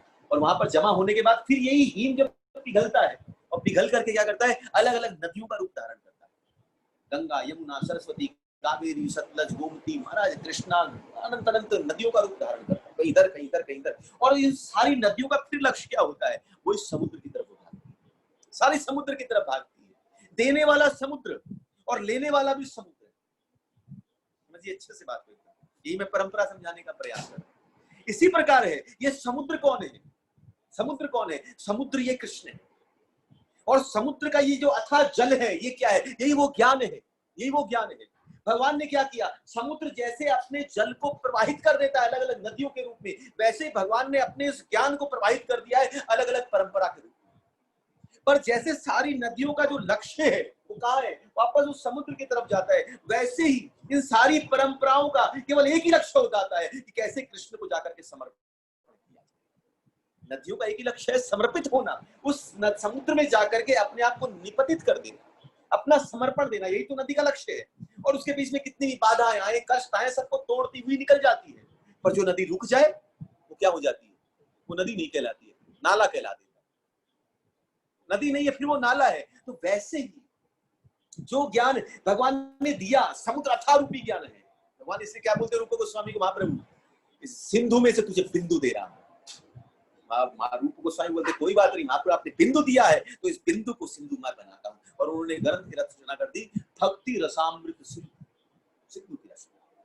और उनके नीचे में परंपरा में विश्वनाथ चक्रवर्ती पाद आए, बोला कि आपको महाप्रभु ने सिंधु में से बिंदु दिया, और वो बिंदु इस सिंधु के समान है। मेरे में तो ये सामर्थ्यता नहीं है कि इस बिंदु को संभाल सकूं, इस सिंधु को संभाल सकूं। तो इस आपको जो महाप्रभु ने बिंदु दिया, उसमें से मैं एक बिंदु ले रहा।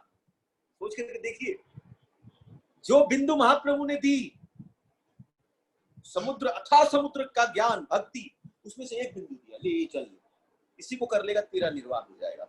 रूप गोस्वामी ने देखा एक बिंदु, और इतना अथाह ये बिंदु, और उसी में से ये बिंदु ही नहीं था, सिंधु के समान। और विश्वनाथ चक्रवर्ती ठाकुर बोलते हैं कि आपको जो बिंदु मिला वो सिंधु के रूप में है, वो सिंधु में से मैं एक बिंदु ले रहा हूं। और उस बिंदु लेकर के उन्होंने ग्रंथ की रचना कर दी, भक्ति रसामृत सिंधु बिंदु। पढ़िए सब ग्रंथ, हाँ मजा आ जाएगा सब ग्रंथ। तो यही वो है बात, समझिए। परंपरा से ज्ञान, कृष्ण के द्वारा प्रवाहित ये ज्ञान, ज्ञान कहाँ रहे? परंपरा के द्वारा। जब भगवान ने यही ज्ञान लक्ष्मी के जी के द्वारा प्रवाहित किया तो श्री संप्रदाय खड़ा हुआ। जब निम्बार्काचार्य के द्वारा प्रवाहित किया तो निम्बार्क संप्रदाय खड़ा हुआ। निम्बार्काचार्य तो बाद में है। जब ये चतुष कुमार के द्वारा प्रवाहित किया तब ये निम्बार्क संप्रदाय पैदा हुआ।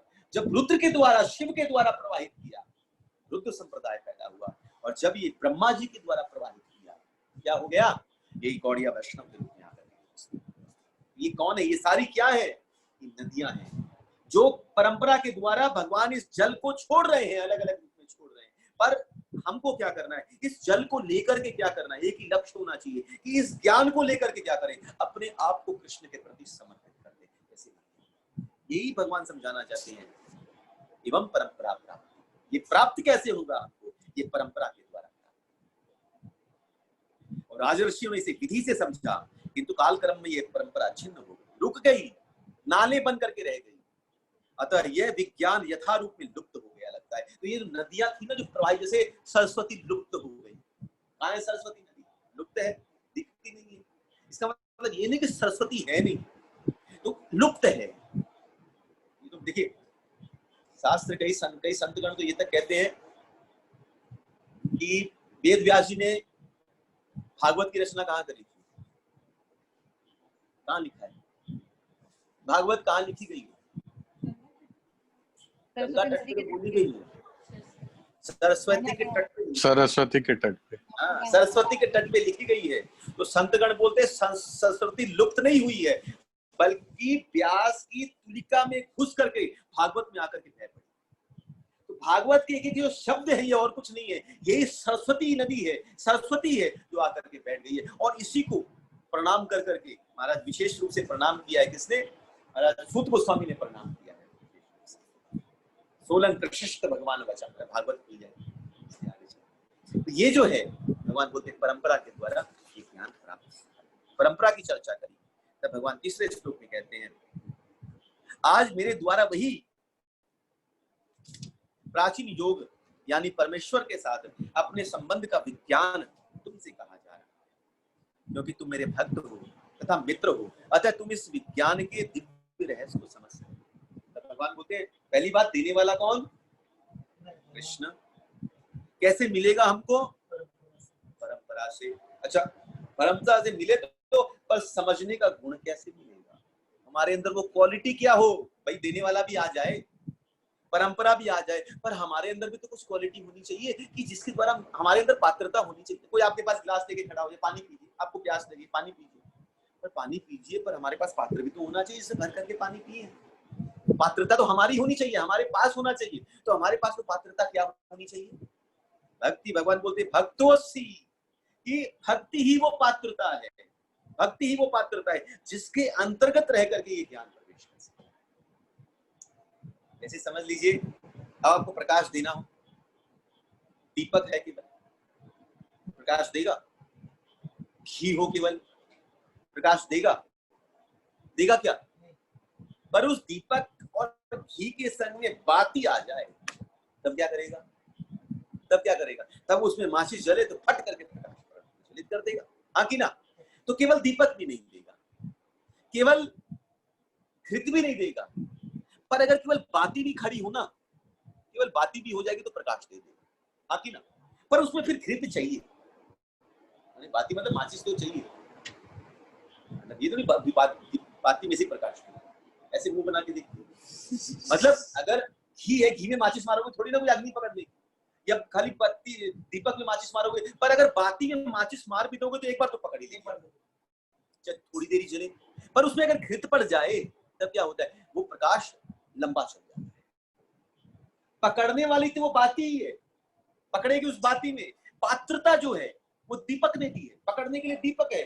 घृत ने उसको लंबा कर दिया है, उसके उस प्रकाश को ग्रहण करने की सामर्थ्यता को लंबा किया है, पर पकड़ने वाली वो। वैसे ही ये ज्ञान कब प्रवेश करेगा? ये भगवान समझा रहे हैं कि हृदय रूपी दीपक को तैयार रखो। हृदय वो दीपक है, पात्रता है, पात्र है। और इसके अंदर में जो घृत है वो घृत क्या है? घृत क्या है? घृत ज्ञान नहीं, ज्ञान तो प्रकाश है। घृत क्या हुआ? जैसे शास्त्र भगवान क्या बोलते हैं गीता में, गीता के उसमें महात्म्य में, कि सर्व उपनिषदों गो दुग्धा गोपाल नंद। भगवान क्या कर रहे हैं? सारे उपनिषदों को, गाय रूपी उपनिषदों को धू रहे, दुग्ध है। तो ये जो उपनिषदों का जो दुग्ध निकलता है, शास्त्रों का जो ये दुग्ध है, ये क्या है? यही दुग्ध जब निकलता है और जब इसको आचार्यगण, संतगण अपने आत्मचिंतन पर रखते हैं, घी कैसे निकलता है? जब इसको उबाल लो अच्छे से, तो आत्मचिंतन की महाराज इस पे रख करके जब इसको उबाला जाता है, ताप दिया जाता है, तब ये घृत के रूप में निकलता है। तो घृत क्या है? वो श्रवण रूपी, जब हम इसको ग्रहण करते हैं श्रवण के माध्यम से और कीर्तन के माध्यम से, हरे कृष्ण, ये क्या है? वो घृत है। बहुत ध्यान से समझिएगा। पात्रता है हृदय, हृदय रूपी पात्र को तैयार रखिए, और अंदर में गुरु के द्वारा श्रवण का और कीर्तन रूपी घृत को तैयार रखें। और तीसरी चीज जो बाती है वो क्या है, बोला भक्ति में उत्कंठित होकर के, बाती क्या होती है, खड़ी होती है, वैसे ही उत्कंठित होकर के भक्ति को लेकर के जीवन में उपस्थित होकर के बैठे। और जैसे ही इसके अंदर में फिर जब ज्ञान का प्रकाश लगेगा, थोड़ा सा भी ज्ञान जलेगा लगेगा, अंदर सब प्रकाशमान होगा ज्ञान दर्शन। समझ में आई बात, नहीं आई? तो तीन चीजें जरूरी है। पहली चीज दीपक, दूसरी चीज घृत, और तीसरी चीज उसके अंदर में हुई हुई बाती। बाती किस चीज की निशानी है?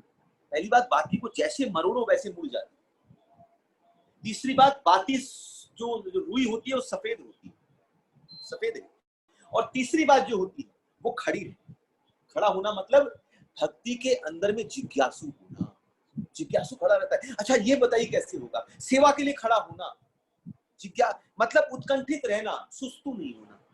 अब बाती ऐसे झूल जाए मुश्किल हो जाएगी, बाती खड़ी रहे। वैसे भक्ति में खड़े रहना, हर चीज के लिए तत्पर रहना, हरिनाम के लिए, हर चीज के लिए उत्तेजित रहना, इसको बोले उत्साह होना।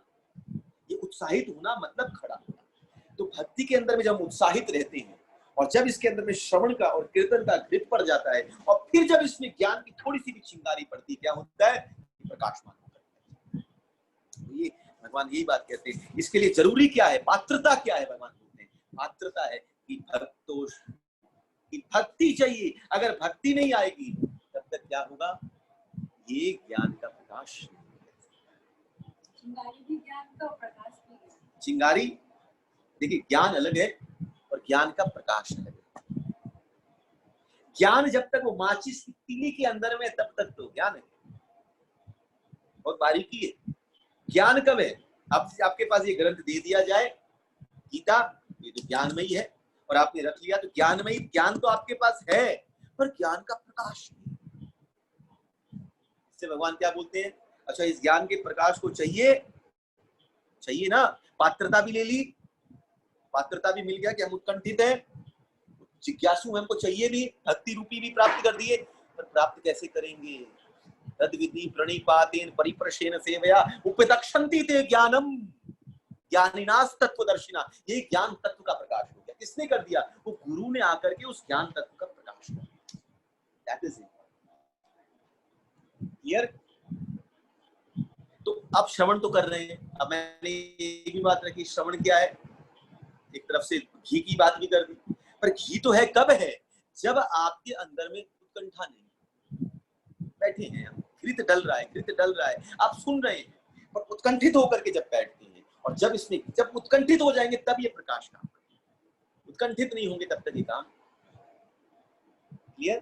तो इसे बोलने की डिवोटी, डिवोट होना, अपने आप को उसमें लगा देना, समर्पित कर देना, कब हो सकता है? जब इस रूप में खड़े हो जाते हैं। तो भगवान बोलते हैं तभी ये प्रवेश करेगा। ये ज्ञान विज्ञान तभी प्रवेश करता है जब हमारे अंदर में भक्ति पता है। इसलिए भगवान अर्जुन से क्या कह रहे थे तीसरे श्लोक में? आज मेरे द्वारा वही प्राचीन योग यानी परमेश्वर के साथ अपने संबंध का विज्ञान तुमसे कहा जा रहा है। ये तो मैं दे रहा हूं, ज्ञान, ज्ञान मैं तुमको दे रहा हूं। तो ज्ञान दिया क्योंकि तुम मेरे भक्त हो, पर तुमने ग्रहण कब किया? इसको दिया तो मैंने सही, मैं आपको कोई वस्तु दूं, अब आप पर निर्भर करता है आप उसको लो कि नहीं लो। पात्र होगा तो लोगे, नहीं पात्र होगा तो नहीं। हाँ कि ना? जो या जितना बड़ा पात्र होगा उतना ही ग्रहण करता है। आज होता है भाई, कहीं पर में कोई मांगने के लिए खड़े, लाइन लगी है, किसी का पात्र इतना सा है तो आप उसको उतना ही दे देते हो, किसी का पात्र थोड़ा बड़ा है तो थोड़ा ज्यादा देना पड़ता है, भाई पात्र मिलता है। तो जैसा पात्र वैसे उसके अंदर में दिया जाता है। आप समुद्र के पास जाओ, अब जैसा पात्र लेकर के जाओगे वैसा भर के खिलाओगे।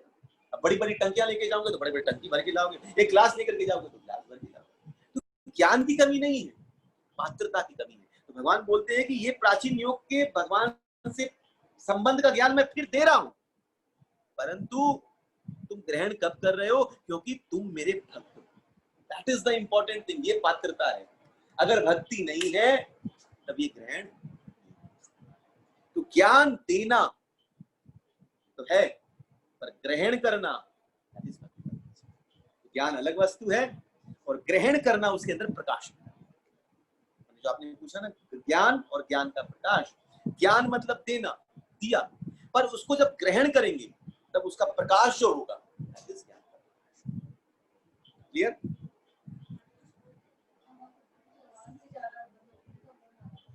आवाज नहीं आ रही।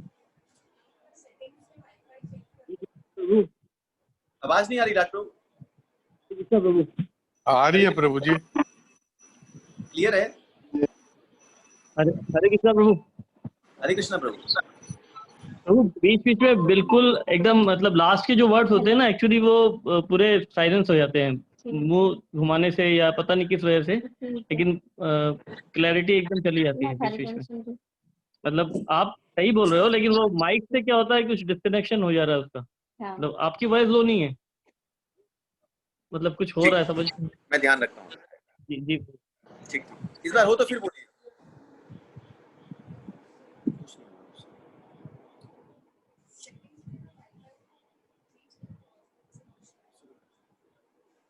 आगे भगवान कहते हैं, अच्छा तुम मेरे भक्त हो तथा मित्र हो।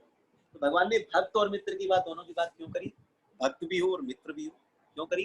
क्योंकि भक्ति के द्वारा ही संबंध स्थापित हो सकता है। अगर भगवान से हमारी भक्ति नहीं होगी तब तक भगवान से हमारा संबंध स्थापित नहीं होगा। इसलिए भगवान कहते हैं तुम मेरे भक्त हो। भक्त ने वो पात्रता ग्रहण करी, प्रकाश लिया, और जैसे प्रकाश मिला आत्मा ने परमात्मा का दर्शन कर लिया, अपने संबंध को पहचान लिया। समझ आई बात? अब अंदर प्रकाश होगा तभी तो आत्मज्ञान होगा, आत्मज्ञान से ही परमात्मा ज्ञान होगा। तो जैसे ही अंदर प्रकाश जागृत होता है और जैसे प्रकाश हुआ तो क्या ज्ञान हुआ? मैं कौन हूं, और सामने दिखाई दिया मेरा कौन है। और जैसे ही मेरा कौन है तो क्या हुआ? भगवान से हमारा एक रिलेशन डेवलप हुआ। तो भगवान वही कहते हैं क्योंकि तुम मेरे भक्त हो, तो भक्ति ने ग्रहण किया और फिर मित्र मतलब फिर हमारा संबंध स्थापित। अतः यूट्यूब में लाइव हरे कृष्णा प्रभु जी। हरे कृष्णा प्रभु जी। प्रभु जी अगर समझ लीजिए कि भक्त नहीं है, जैसे इसमें बोल रहा है तब तभी हम ग्रहण कर सकते हैं, तो गीता तो करने से मतलब पढ़ने से तो भक्ति जागृत होगी, पहले ही भक्ति हो जाएगी तब गीता ग्रहण कर पाएंगे। तो ये तो मतलब भक्ति का मतलब क्या है? भक्ति का मतलब सबसे बड़ी चीज है, भक्ति का मतलब उत्कंठित होना। हम क्या लेने के लिए गीता में बैठे हैं? गीता को तो धृतराष्ट्र ने भी सुना है ना प्रभु। हाँ प्रभु जी। गीता के अंदर में गीता तो धृतराष्ट्र भी सुन रहे हैं, पर धृतराष्ट्र जिज्ञासु नहीं है, उत्कंठित नहीं है। अर्जुन उत्कंठित हो रहा है, जानना चाहता है कि मैं क्यों फंसा हूं, मेरे को क्या करना है, मैं कैसे आगे बढ़ूं, तब जाकर के ज्ञान का प्रकाश होगा। तो भक्ति उस पात्रता को ग्रहण करती है, माने हमारे अंदर ये जिज्ञासा हो जाए कि मुझे राधा रमण से प्रेम करना है, मेरा हुआ नहीं है पर मैं करना चाहता हूँ। हे ठाकुर आपसे मेरा एक संबंध बन जाए, बना नहीं है, बनाना चाहता हूँ, संबंध बाद में बन रहा है। भक्त पहले एक प्रयास करना, सबसे बड़ी चीज है जिज्ञासु। अगर जिज्ञासु नहीं है तब तक आगे नहीं बढ़ा जाएगा। इससे भगवान बोल रहे हैं तद विधि परिपातेन परिपर्शेण सेवया उपदक्षन्ति ते ज्ञानम। उसके लिए क्या करना पड़ेगा? जिज्ञासु होना पड़ेगा, विनम्र होकर के, झुक करके जिज्ञासा रखनी पड़ेगी। तो जहां जिज्ञासा है, उत्कंठा है, वहीं पर में भक्ति का प्रवाह हो सकता है। अगर जिज्ञासा नहीं है तब तक वहां पर भक्ति का प्रवाह नहीं हो सकता। भक्ति होना मतलब जिज्ञासु होना। जिज्ञासु ज्ञान के प्रति नहीं कि मैं और ज्ञानी बन जाऊं और ये तत्व क्या, वो तत्व क्या, वो नहीं। जिज्ञासु का मतलब होता है कि मैं कैसे भगवान से अपने संबंध को स्थापित कर पाऊं। हे भगवान, हे ठाकुर, आपको मैं किस प्रकार प्राप्त कर पाऊं, आपको मैं कैसे अपने आप को समर्पित कर पाऊं। बात यहाँ समर्पण की है। ये ज्ञान का प्रकाश जो हमको देता है ना, समर्पण की तरफ लेकर के जाता है। जैसे मैंने कहा ना, समुद्र का जल है और नदी जब प्रवाहित होती है तो एक ही लक्ष्य है, समर्पण, समुद्र की तरफ। उसी प्रकार इस ज्ञान का प्रकाश तभी है जब आपको कृष्ण की तरफ, समर्पण की तरफ लेकर के जाए। तो हमारे अंदर में अगर ये जागृत हो जाए, जैसे भक्त के सानिध्य में रह करके, कि हमको भी ऐसा बनना है, हमारे अंदर भी वो, हमको भी भक्ति में आगे बढ़ना है, हमको भी कुछ करना है, और वो जिज्ञासा लेकर के जब बैठते हैं तब जाकर के इस ज्ञान का प्रकाश हो सकता है। वरना जिज्ञासु होकर के बैठे, परीक्षित बैठे हैं तो जिज्ञासु होकर के बैठे, केवल मोक्ष के लिए नहीं बैठे हैं। परीक्षित मोक्ष के लिए बैठे होते तो जो, अगर आज समझिए डॉक्टर जो दवाई दे, किसी को खाली ठीक ही होना हो तो डॉक्टर जो दवाई दे आप थोड़ी ना इंक्वायरी करते, दवाई दिया, खाया अपना, बस ठीक हो गया, क्योंकि आपको ठीक होना है। पर अगर आपको उस डॉक्टर से ज्ञान लेना, आगे बढ़ना हो, तो आप जिज्ञासु हो, तो ये दवाई क्यों, ये क्यों नहीं, ये दवाई से क्या होगा, ये दवाई से क्या होगा, आप 10 चीज की इंक्वायरी करते हो। परीक्षित जो बैठे हैं, 7 दिन में मृत्यु होने वाली है, पर परीक्षित क्या करना चाहता है? जिज्ञासु होकर के बैठे। ये गुरुदेव ये भी बताइए, नवम स्कंद में जब पूरा दसम स्कंद का कृष्ण लीला का सार 2 श्लोक में दे दिया, ये क्या कर दिया आपने? कथितो वंश विस्तारो, भगवान इस वंश का विस्तार में बोलो, भवतो सोम सूर्य, और वो वंश जिसके अंदर में महाराज चंद्रवंशी वंश का उदय हुआ है, वैसे उस कृष्ण का हमको लीला का श्रवण कराइए, तब जाकर के आगे नेक्स्ट की मति कह करके आगे बढ़े। तो वही जीवन के अंदर में है कि जब हमारे अंदर जिज्ञासा पैदा होती है, और वो जिज्ञासा कैसी, वो जिज्ञासा ज्ञान परक है, वो जिज्ञासा कर्म परक है, वो जिज्ञासा ध्यान परक है, कि वो जिज्ञासा भक्ति परक है। जब वो शरीर के ऊपर परक है, बात ध्यान से, वही मैं समझाना चाहता हूं, जब वो शरीर के ऊपर आधारित है वो ज्ञान, तो वो क्या हो जाता है? रिलेटिव नॉलेज है। जब वही ज्ञान मानसिक अवस्था पर अवस्थित है, भाई हमारा मन चित्त शुद्ध हो जाए बस, हमको और कुछ नहीं चाहिए, ठीक है, वहीं पे संतुष्टा, रिलेटिव नॉलेज है। जब वो बौद्धिक स्तर पर में आ जाए कि हमारे अंदर अनुकूल और प्रतिकूलता से निकल करके हम स्थिर हो जाए, सतोगुण में अवस्थित हो जाए, संसारिक चीजों से संतुष्टता हो जाए, वो कौन सी है?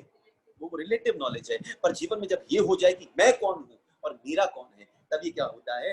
ये जिज्ञासा पैदा हो जाए। क्लियर है लाट प्रभु? हाँ प्रभु जी क्लियर है। तब भगवान, अतः तुम इस विज्ञान के दिव्य रहस्य को समझ सकते हो। तब बोले कि जब ये भक्ति जागृत होगी तब इसके दिव्य रहस्य को समझ पाओ, वरना क्या करोगे? बार बार से रह जाओ, ऊपर ऊपर का ले जाओगे। पर दिव्य रहस्य को समझने के लिए तुम्हें भक्ति को ग्रहण करना, भक्ति रूपक जिज्ञासु होना, अगर सही शब्द पकड़े तो भक्ति रूपक जिज्ञासु होना। अब जैसे यहाँ पर मैं 4 लोग बैठे, अब चारों को पता है वो क्यों बैठे। एक चाहता है, कोई चाहे कि भाई हमारे अंदर में ऐसा हो कि हम भक्ति को जागृत करें, गीता से कुछ नहीं। कोई ऐसा सोचे कि मेरे अंदर ज्ञान का प्रकाश हो, कोई सोचे मेरे अंदर ध्यान का। डिपेंड करता है इसके अंदर क्या धारणा बैठी है, वो उसी तरह से, उसी मनोवृत्ति से गीता को ग्रहण करने का प्रयास करता है। इसलिए गीता के इतनी सारी टीकाएं लिखी गई हैं, और भगवान बोलते हैं इसके गुह्य रहस्य को, दिव्य रहस्य को वही समझ सकता है जो मेरा भक्ति पर जिज्ञासा होगी, तब इस रहस्य को समझ सकता है, जो जीवन में प्रकाश हो। अर्जुन वाच, अर्जुन कहते हैं अपरम भवतो जन्म परम जन्म विवस्वतः कथम एतत् विजानीयाम त्वमादो प्रोक्तवान्। अर्जुन ने कहा सूर्य विवस्वान आपसे पहले हो चुके दृष्ट हैं, तो फिर मैं कैसे समझूं कि आरंभ में भी आपने उन्हें इस विद्या का उपदेश दिया। अब देखिए शंका, यही इसमें शंका ही तो है अर्जुन के अंदर, ये शंका पैदा, संशयात्मक, भगवान आगे कहेंगे संशयात्मक शंका रखी। भगवान आप तो अभी दिखते हैं, विवस्वान सूर्य तो कब से दिखते हैं, कैसे मानो कि आपने ज्ञान का उपदेश दिया। तो जहां ज्ञान के अंदर में शंका आती है, तो शंका मतलब लंका, तो शंका में रहता है वो लंका में। भगवान आगे कहेंगे अज्ञानश अश्रद्धा धनांश संशयात्मा विनश्यति। जो अज्ञान में, अज्ञानश अश्रद्धा धनांश, अश्रद्धालु वो कहाँ जाता है? और संशय के दलदल में जाता है। संशय क्या करती है? ये करूं कि ये करूं, ये सही है कि वो सही है। तो हम जब तक इसमें फंसते चले जाएंगे। रिलेटिव नॉलेज क्या करती है? सापेक्ष ज्ञान क्या करता है? आपको हमेशा असमंजसता में डालता है, ये करूं कि ये। अभी बच्चों को पूछिए, क्लास 9 में बच्चे, आगे 10 के बाद क्या लें, क्या जवाब होता है? माता जी क्या ज्ञान होता है? अभी तो है, सानवी 9 में गई है, अभी तो उसको पूछो क्या लेना है। कभी उसको कॉमर्स अच्छा लगेगा, तब मैं कॉमर्स तो भी है ही नहीं। कभी उसको साइंस भी अच्छा लगता है, 2 जन साइंस ले रहे हैं तो साइंस भी अच्छा लगा, अच्छा इन्होंने साइंस लिया मैं भी साइंस लूंगी। कभी मैथ्स अच्छा लग जाए तो मैथ्स में कुछ ढूंढने का प्रयास करते हैं। कभी ज्योग्राफी अच्छा लग जाए तो लगता है कि हम इसी में कुछ आगे बढ़ेंगे। कभी आर्किटेक्ट बनने का सोचते हैं, कभी सोचते हैं कि ये करेंगे। तो अलग अलग चीजों में फंसे पड़े, उसको बोलते हैं संशय, जहाँ पर निवारण नहीं। परंतु जीवन में क्या होता है, यही निवारणता का हल क्या है? तो संसार की जो पढ़ाई है वो क्या करती है? रिलेटिव होती है। और हम क्या करते हैं आध्यात्मिक ज्ञान में भी, जब संसारिक चीजों को निकालने का प्रयास करते हैं, तब ये ज्ञान क्या करता है? हमको वही चीज देता है जो हम लेने का प्रयास करते हैं। तो भगवान भी कहते हैं कि भगवान का एक विशेष गुण है कृष्ण, आप कृष्ण से जो मांगो दे देंगे। आप अगर आप बाहरी पक्ष से मांगोगे तो दे देंगे, फट से दे देंगे। इसलिए देखिए भगवान कृष्ण जब भी आते हैं ना, एक ही बात बोल, तुझे क्या बोल, तुझे क्या चाहिए बोल। शरीर से मांग ले, फटफट देता हूँ, मन से मांग ले, मन को शांत करता हूँ, बुद्धि से मांग तेरे को ज्ञानवान करता हूँ। भक्ति मत, बहुत डेंजरस था, मैं फंस करके बैठ जाता हूँ। फिर तो तू चाहेगा तभी भी वहां से नहीं निकल सकता। इसका एग्जाम्पल कौन है? कौन है इसका एग्जाम्पल? ये क्या नाम है, बलि महाराज। महाराज समर्पण कर दिया अपने आप को। भगवान आपने 3-2 पग से सब नाप लिया, पर इस बद्ध जीव का अहंकार नहीं नापा, इस पे रखे पाओ और इसको नाप। भगवान ने बोला बलि तूने अपने आप को नापने को नहीं कहा, तूने तो मुझे नाप लिया है आज। और जब सूतल लोक में गए तो स्वयं आकर के उसके दरवाजे पर द्वारपाल होकर के बैठ गए। ये भगवान का स्वरूप है, ये भक्ति ही है जो बांध करके बैठा है। संशय आत्मा, अर्जुन के अंदर शंका पैदा है। भगवान ये दिखते हैं, ये संसार में लोगों की शंका है। कृष्ण तो आए, कृष्ण भी एक संसारिक व्यक्ति की तरह है। ये सब क्या है? शंकाएं जो अर्जुन के माध्यम से भगवान इसका निवारण करना चाहते। भगवान आगे कहते हैं बहुनानि में वैतानि जन्मानि च अर्जुन तान्यम वेदम सर्वाणि न त्वं वेदतः परन्तप। भगवान कहते हैं तुम्हारे तथा मेरे अनेकानेक जन्म हो चुके हैं अर्जुन, मुझे तो उन सबका स्मरण है, किंतु हे परंतप तुमको इसका स्मरण नहीं रह सकता है। भगवान ये नहीं बोला कि तुझे इसका स्मरण नहीं है, भगवान बोल रहे हैं तुझे इसका स्मरण नहीं रह सकता है। यू आर नॉट, मैंने जीव को ऐसा नहीं बनाया है कि वो उस चीज का स्मरण कर ले। तो भेद है किसमें? तेरे में और मेरे में फर्क क्या है? तू अपना जैसा मत समझ मुझको कि जैसा तू है वैसा ही मैं, फर्क है तेरे में। तुझे कुछ याद नहीं रहेगा, तुझे तो ये भी याद नहीं कल तूने क्या खाया था, याद है क्या? कल कितनी रोटी खाई, कितना वो खाया, कितने बजे खाया, कुछ याद नहीं है। अभी 1.5 घंटे पहले क्या कर रहे थे एग्जैक्ट टाइम पे बताइए, याद ही नहीं। पर भगवान को कितने जन्म, बहुनानि में वैतानि जन्मानि च अर्जुन, कितने कितने जन्म निकल चुके हैं, मुझे सब याद है किसमें क्या था, मैं कब किस अवतार में जन्म लिया हूँ। भगवान जो बोल रहे हैं ना जन्मानि च अर्जुन, तेरा मेरे जन्म हो चुके हैं, मुझे हर जन्म का याद है। कौन से जन्म का बात कर रहे हैं? यदा यदा हि धर्मस्य, मैं अलग अलग रूप में, जब नरसिंह रूप में आता हूँ, जब बराह रूप में आता हूँ, जब अलग अलग रूप में अवतार देता हूँ, मनवंतर अवतार, कितने कितने अवतार लेकर के पैदा होता हूँ, शक्तावेश अवतार, सब मुझे स्मरण है। पर तुझे अपने का आज का भी स्मरण नहीं है कि तू कब क्या किया, तभी तो भूलते रहते हैं। यहाँ पर खोपड़ी में चश्मा लगा के चश्मा ही ढूंढ रहे, होता है कि नहीं होता है? हाँ, एक चीज अरे अभी अभी तो रखी थी, कहाँ रखी थी, भूल गए, कहाँ रखती, कहाँ रखती, कहाँ रखती, मोबाइल कहाँ गया, कहाँ रख दिया, चाबी कहाँ रख दी, पता है ये कहाँ रख दी, वो माता जी की चाबी खो गई है ना, माता जी कहाँ रख दी पता ही नहीं, फिर कहाँ जाकर कुछ दिन बाद मिली सोफा के अंदर, भूल गए, अब याद ही नहीं किसने किसको निगल लिया, पता ही, सोफा ने निगल ली चाबी, पता ही नहीं चला, यही मिला ये खा गया हमारा। तो लक्कड़ पर क्या था, एक आदमी मोबाइल की लाइट जलाकर उल्टा से अपना मोबाइल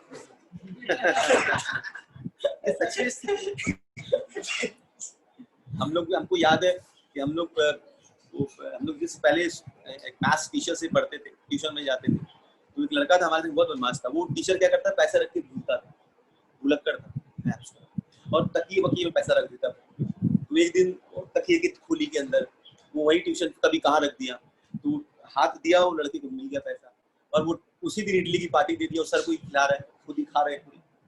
कहाँ से पैसा? बोले सर का ही पैसा है। सर बोले बात नहीं, बड़ी पार्टी दी ले सर, और वो उसको क्या पता है कि उसी का पैसा लाया जा रहा है।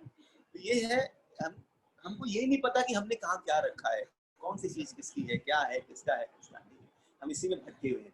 भगवान बोले तुझे तेरा ही नहीं पता है, और मुझे बहुनानि में वैतानि जन्मानि च अर्जुन, अर्जुन तुम मेरे और अपने में वो मत रख, बहुत बड़ा डिफरेंस है। मुझे पता है मैंने कब किसको ज्ञान दिया है, कब कहाँ हुआ हूँ, कब क्या करता हूँ, सारा स्मरण मुझे है, मुझे किसी बात का स्मरण नहीं रह सकता। बहुनानि में वैतानि जन्मानि च अर्जुन तान्यम वेदम सर्वाणि न त्वं वेदत परन्तप, किंतु हे परंतप तुम्हें उनका स्मरण नहीं रह सकता।